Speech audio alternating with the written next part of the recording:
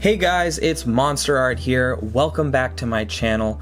Today I'm going to be reviewing Arteza's 120 set of EverBlend markers. These are alcohol-based markers and to my knowledge are Arteza's version of Copic markers. So, these may be a nice alternative to those pesky Copic markers that everybody loves so much, yet hates because they are so expensive. Starting off, we have this very nice bag that comes with the EverBlend markers. I really like that Arteza did this because it's a very nice storage for the markers provided and it is good quality. Starting off, we have this shoulder strap for those who like to travel with their art supplies and just want a little more comfort or be hands-free when carrying stuff, which I thought was a nice touch.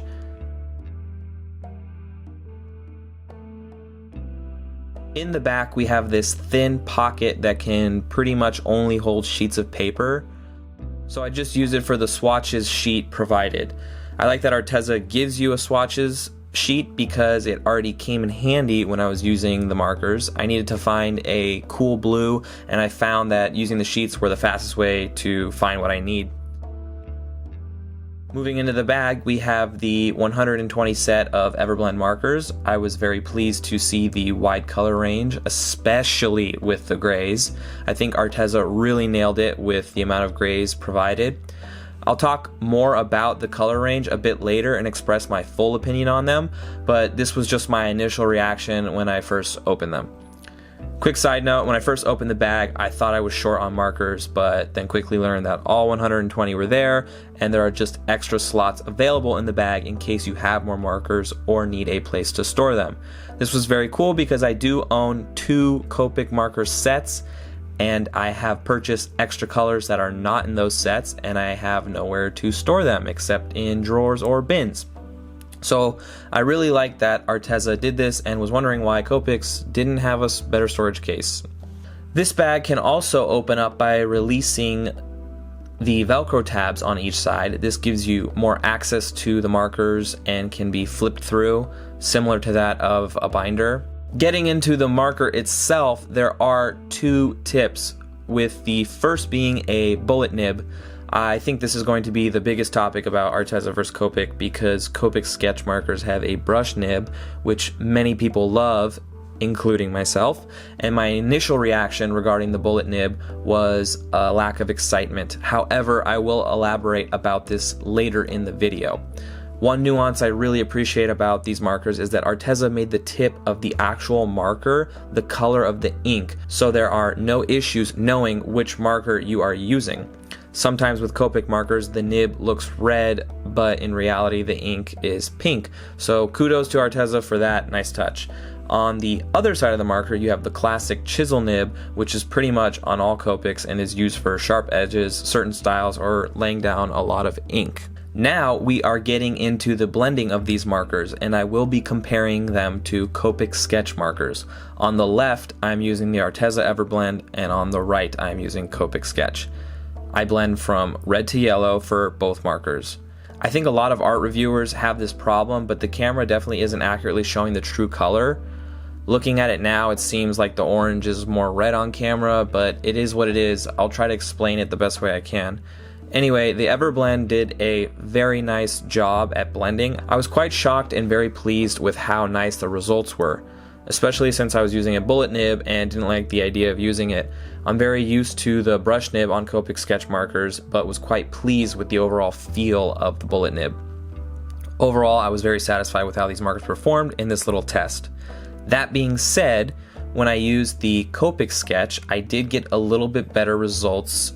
As you can see, the blending was a bit smoother and had a nice gradient to it.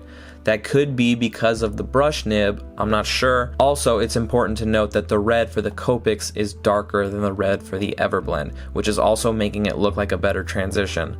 I would say that the Copics barely came out on top with the blending. However, is it worth the price when comparing to EverBlend?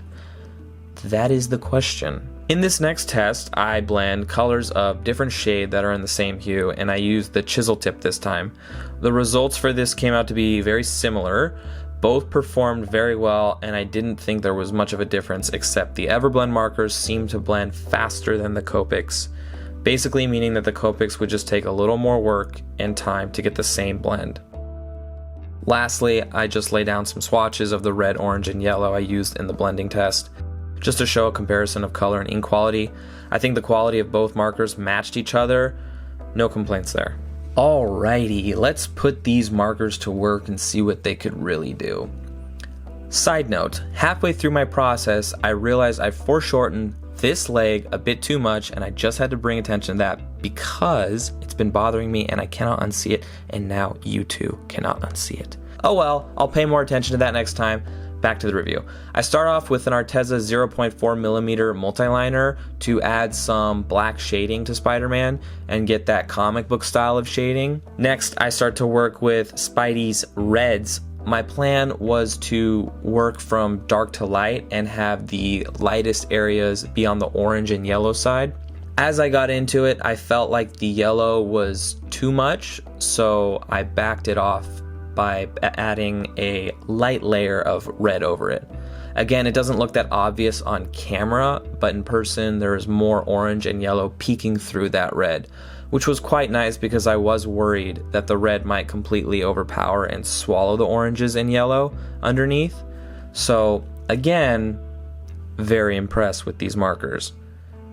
Jumping back to the black shading, I started off with the Arteza multiliner, but then moved to the EverBlend black marker, which I liked even more. It was very consistent at putting down an even coat of black, and I had no issues with the bullet nib creating the lines to come to a sharp point.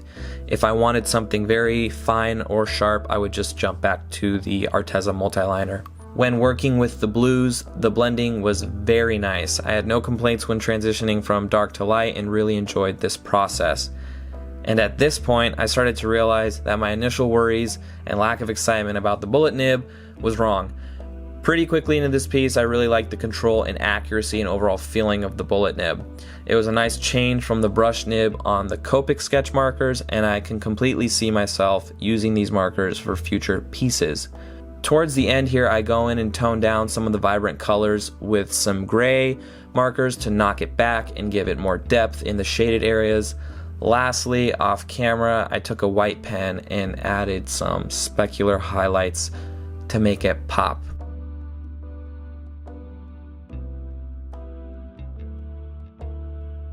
So, now that this piece is finished, let's talk about my overall thoughts with these EverBlend markers. I could honestly only pick one con that really stood out to me.